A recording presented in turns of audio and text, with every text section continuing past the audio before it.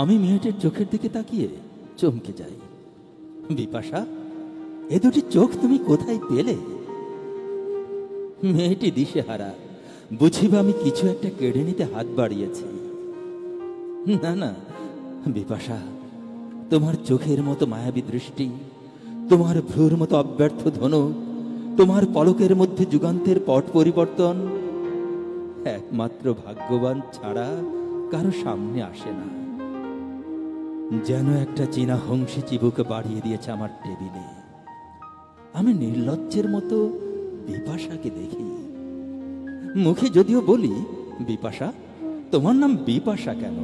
বিপাশা তো পাঞ্জাবের একটা নদী, ঘোলা জলের ঘূর্ণি, অপরিচ্ছন্ন, আমি দেখেছি।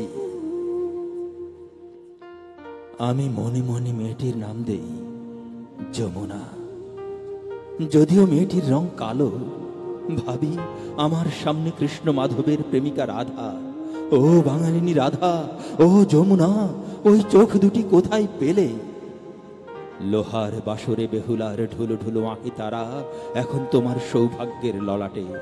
আমি প্রেমিক ভাস্কর ফরহাদকে পাথরের উপর স্থায়ী কালো মিনেই আঁকতে দেখেছি সিঁড়ির কালো আঁখি পল্লব।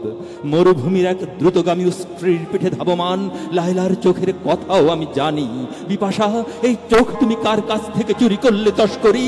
এক্ষুনি ফিরিয়ে দিয়েছো, নইলে রাজা সুলাইমানের রথের শব্দে সারা জীবন তোমার ঘুম ভেঙে যাবে, আর তোমার চোখের জলে তৈরি হবে নতুন ফোরাতের স্রোত।